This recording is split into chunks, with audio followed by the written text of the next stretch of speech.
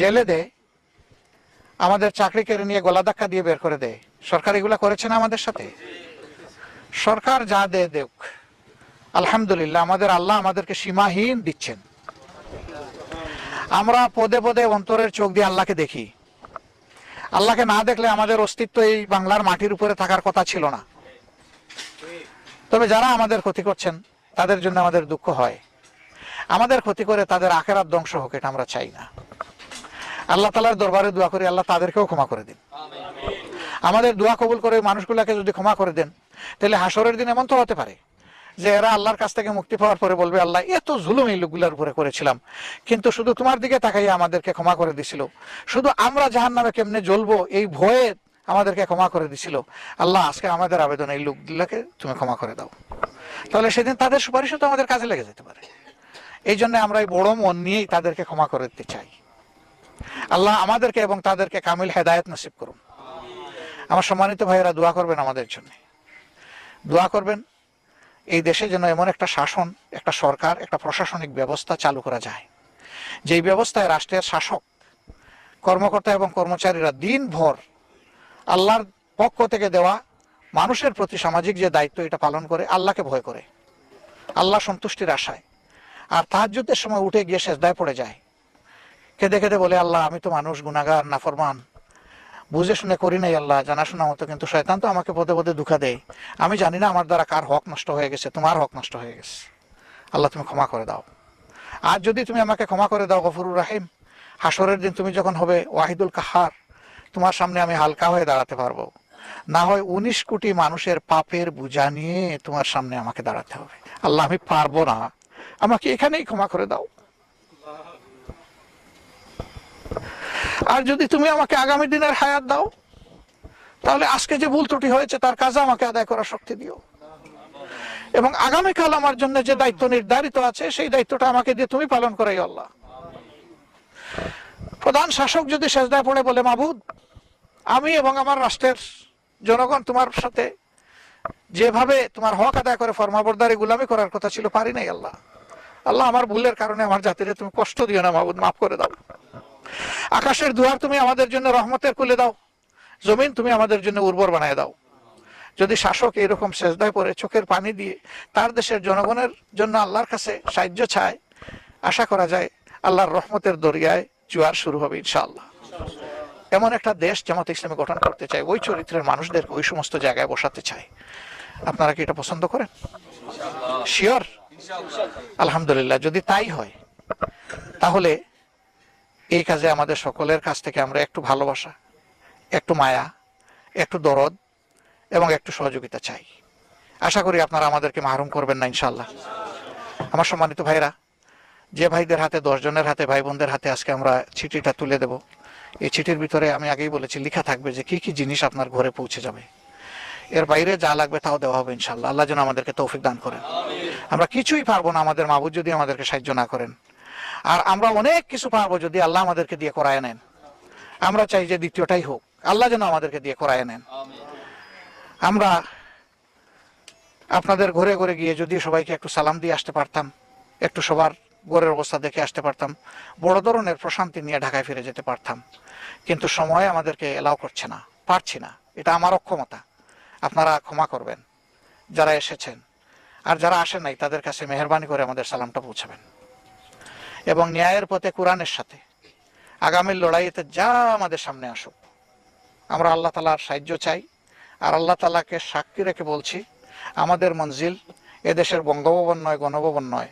এখানে যদি আল্লাহ মেহেরবানি করে পৌঁছান, এটা তার পক্ষ থেকে ওহরা তুহিব্বুনাহা নাসরুম মিনাল্লাহি ওয়া ফাতহুন করিব, তোমাদের জন্য অতিরিক্ত বাড়তি দুনিয়ায়ও কিছু থাকবে, আমার সাহায্য তোমাদের কাছে পৌঁছবে, বিজয় তোমাদের হাতের তালুতে চলে আসবে। এটা যদি আল্লাহ পছন্দ করেন আলহামদুলিল্লাহ। সেই ক্ষেত্রে আমরা কথা দিচ্ছি, আমরা কারো উপর প্রতিশোধ নেব না।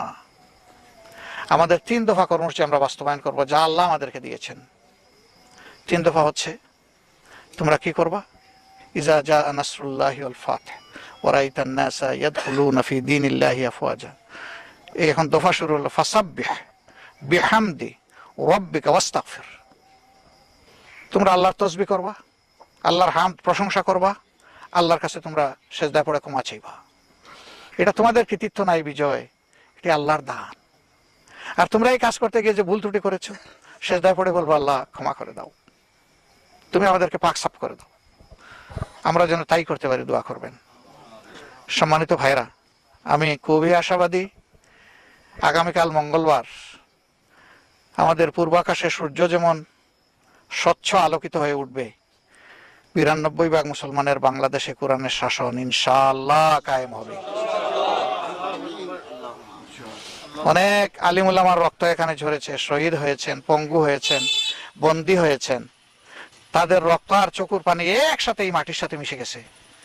এই মাটিকে ইনশাআল্লাহ আল্লাহ রক্ত আর চোখের পানি দিয়ে পরিষ্কার করে দেবেন ইনশাআল্লাহ। এই লড়াইয়ে আমরা আপনাদেরকে সাথে চাই। পাবো? ভাই বোনদেরকে পাবো? তাহলে আসুন ভাইরা একটু আমার সাথে একটু কণ্ঠ মিলান। লিল্লাহি তাকবীর, লিল্লাহি তাকবীর। মাবুদ তুমি শুনলে, মাবুদ তুমি দেখলে, এই বান্দাদেরকে আমাদের সবাইকে তুমি তোমার গোলাম হিসাবে আল্লাহ তালিকাভুক্ত করে নাও।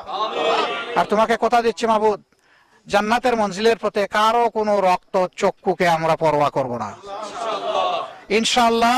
আমরা সর্বাবস্থায় তোমার উপর ভরসা রেখেই আমরা জান্নাতের দিকে আগাতে থাকব, কারণ তোমার হুকুম হচ্ছে ওয়াসারিউ ইলা মাগফিরাতিম মির রাব্বিকুম ওয়া জান্নাহ আরদুহাস সামাওয়াতি ওয়াল আরদু উইদ্দাত লিল মুত্তাকিন। তোমরা দৌড়াও প্রভুর মাগফিরাত আর জান্নাতের দিকে, দৌড়াও, পিছনে তাকানোর কোনো সময় নাই মুমিনদের। ওই জান্নাত আসমান আর জমিন জুড়া দিলে যা হবে, প্রত্যেক জান্নাতের জন্য আল্লাহ তাআলা ওই পরিমাণ মিরাজ সেদিন দান করবেন। কিন্তু আল্লাহ বলছেন না, এত মহামূল্যবান এই সম্পদ সকলের কপালে জুটবে না, শর্ত একটা পূরণ করতেই হবে, ওয়াইদ্দাত লিল মুত্তাকিন। যারা আল্লাহকে শুধু ভয় করবে, এটি তাদের জন্য, অন্য কারোর জন্য না। আল্লাহ তাআলা তুমি আমাদেরকে সেই রকম একটা অন্তর দাও। আল্লাহুম্মা ইন্না নাসআলুকা কালবান খাশিআন ওয়া শাকিরান। হে আল্লাহ, তোমার কাছে চাই তোমাকে ভয় করাকারী একটা অন্তর আর তোমার নিয়ামতের শুকরকারী একটা অন্তর। আল্লাহ তাআলা আমাদেরকে দান করুন। প্রিয় ভাইরা, আপনারা শুকরিয়া আদায় করুন। আপনাদের উপরে বিপদ গিয়েছে, খবর নিয়েছি আমরা, কিন্তু তার চেয়ে ভয়াবহ বিপদ গেছে ওইদিকে। অসংখ্য মানুষ মারা গেছে, মায়ের বুক থেকে তার শিশু নিয়ে গেছে। এক মা আমাকে বলল, বাবা আমি কি আর আমার শিশুর মুখ দেখতে পারবো? আমি বললাম ইনশাআল্লাহ আপনি দেখবেন, আপনি জান্নাতের সিঁড়িতে দেখবেন ইনশাআল্লাহ। আপনি শুধু বলুন আলহামদুলিল্লাহ, আল্লাহ তুমি দিয়েছিলে, তুমি নিয়ে গেছো, তোমার পছন্দ, আমি তোমার পছন্দের পরে খুশি আল্লাহ। তাহলে আল্লাহ তার ফেরেশতাদেরকে হুকুম করবেন যে যাও আমার এই বান্দির জন্য জান্নাতে একটা ঘর বানাও, যেটার নাম হবে বায়তুল হামদ। আমি আমার এই মাকে বললাম ইনশাআল্লাহ আপনার সন্তানের সাথে জান্নাতের সিঁড়িতেই হাতে ধরাধরি করে মওলার জান্নাতে আপনি প্রবেশ করবেন। শুধু আপনি সবর করুন আপনার আল্লাহর উপরে। যারা এরকম চলে গেলেন ঈমান নিয়ে, তাদের সকলকে আল্লাহ শহীদ হিসেবে কবুল করুন। আপনজনকে আল্লাহ তাআলা তার প্রশান্তির হাত সিনার উপরে বলাইয়ে দিয়ে সবরে জামিল আতা করুন। আপনাদের জন্য দোয়া করি, আল্লাহ আপনাদের সকলকে তাইয়্যিব হায়াত দান করুন, সেহাতে কামেলা এনায়েত করুন। এই এলাকার মানুষের উপরে আল্লাহ রহমত বর্ষণ করুন। মাথার উপর থেকে সকল বিপদাপদ সরিয়ে দিন। ঘরে ঘরে আল্লাহ তাআলার রাহমা এবং বারাকা নাজিল হোক। আপনাদের সন্তান সন্ততি চক্ষু জুড়ানো হোক। এরা আপনাদের ইন্তেকালের পরে আপনাদের জন্য সাদাকাতুল জারিয়া হোক। এদের দ্বারা দুনিয়ায় আপনাদের সম্মান বৃদ্ধি পাক, আখিরাতেও আপনাদের মর্যাদা বৃদ্ধি পাক। আমাদের জন্য দোয়া করবেন, শুধু যেন আল্লাহকে ভয় করে মানুষের ভালোবাসায় আল্লাহ তাআলা আমাদের দিলটাকে একেবারে ভরে দেন। সুবহানাকাল্লাহুম্মা ওয়া বিহামদিকা আশহাদু আল্লা ইলাহা ইল্লা আনতা আস্তাগফিরুকা ওয়া আতুবু ইলাইক। আসসালামু আলাইকুম ওয়া রাহমাতুল্লাহি ওয়া বারাকাতুহু।